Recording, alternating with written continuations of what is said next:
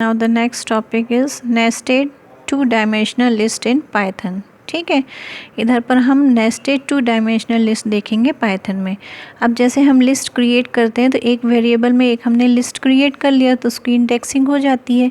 अब नेस्टेड का क्या मतलब, मीन्स एक लिस्ट के अंदर आप दूसरी लिस्ट को भी क्रिएट कर सकते हो और उसकी इंडेक्सिंग मेमोरी में कैसे होगी वो हम देखेंगे। ठीक है, तो फॉर एग्ज़ाम्पल ये हमें दिया हुआ है लिस्ट LA, इसमें हमने 2 एलिमेंट लिए हैं। ठीक है, लिस्ट दिया है LB, उसमें हमने 2 एलिमेंट लिए हैं।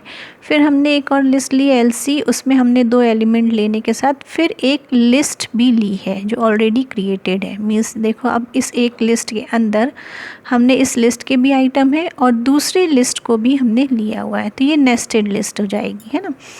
तो LB लिया है, मीन्स LB इसके आइटम जो है वो पर्टिकुलर इस इंडेक्स में आएंगे, क्योंकि ये जब लिस्ट बनेगी तो 3 इंडेक्स बनेंगे।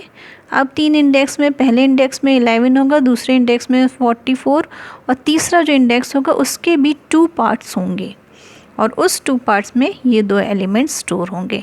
ठीक है, तो इस तरह से उसका मेमोरी एलोकेशन होगा। और फिर एक और हमने लिस्ट ली है LX और उसमें हमने 2 लिस्ट इंसर्ट करवाई। मीन्स LX में अपने खुद के 11 और 15 2 एलिमेंट, उसके अलावा LA है, मीन्स लिस्ट A है, लिस्ट C है। ठीक है, अब इसको हम देख लेते हैं कि इसकी इंडेक्सिंग कैसे होगी। तो LX का इसमें दिया हुआ है, LX में देखो ये 11, ये इसका अपना, इसकी इंडेक्सिंग कैसे होगी, इसमें 4 एलिमेंट है तो इधर पर इंडेक्सिंग आपकी 4 हो जाएगी। ठीक है, तो पहला जो इंडेक्सिंग है ये 11, तो ये तो इंडेक्स 0 में आ जाएगा। दूसरी इंडेक्सिंग में क्या है, LA है और LA में कितने एलिमेंट है, 2 एलिमेंट्स है, तो ये पूरी एक इंडेक्सिंग हमारी बनेगी और इस इंडेक्सिंग में 2 एलिमेंट होंगे। मीन्स एक इंडेक्स के भी 2 डिवीज़न होंगे और उसके भी 2 एलिमेंट होंगे।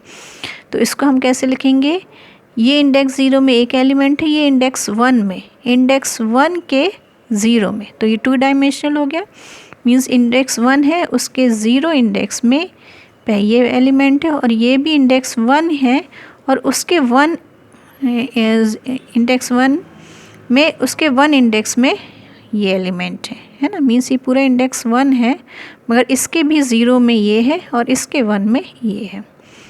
फिर तीसरा क्या है, LC, और LC में कितने हैं, 2 एलिमेंट है ना, और LB भी इसमें है तो इसमें भी 2 एलिमेंट, मीन्स 4 हो गए। तो ये इंडेक्स 2 हुआ, LX के लिए इंडेक्स 2 हुआ और इसके भी ये पार्ट्स हो जाएंगे, है ना। तो इंडेक्स 2 में पहला एलिमेंट जो है 2 0 में पहला एलिमेंट 11 आएगा। अब 2 1 में ये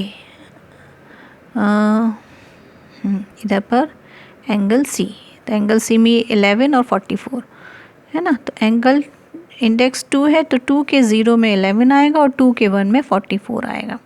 ठीक है, अब एंगल B है तो इधर पर क्या है, ये यहाँ पर ये एंगल 2 है, ये इंडेक्स 2 है ये वाला, और ये वाला भी इंडेक्स 2 ये वाला, और उसके भी 0 में ये आएगा, और ये भी इंडेक्स 2 ये वाला, और ये इंडेक्स 2 ये वाला, ये दूसरा इंडेक्स है ना। मीन्स ये पार्ट है और इसका भी सब पार्ट होगा ये और उसका भी सब पार्ट होगा ये। ठीक है, तो 2 ये इंडेक्स ये वाला 2 है ना, और ये इंडेक्स ये वाला 2। ठीक है, और उसके भी 1 में ये है ना, ये 2 2 0 में, 2 2 1 में है। ठीक है, और फिर लास्ट में ये हो गया। अब लास्ट में 15 है तो 15 अपने अलग इंडेक्स 3 में आ जाएगा। इस तरह से मेमोरी एलोकेशन होता है। मीन्स जैसे इधर 4 एलिमेंट है तो 4 इंडेक्स बनेंगे।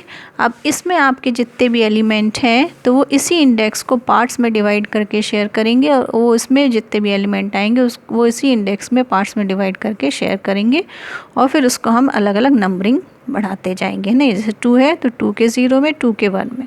अब 2 के अंदर भी और 2 आ गए है ना, तो 2 2 0 हो जाएगा, 2 2 1 हो जाएगा। तो इस तरह से मेमोरी एलोकेशन होता है। इसको हम नेस्टेड लूप और वो भी नेस्टेड लिस्ट और वो भी 2 डायमेंशनल में।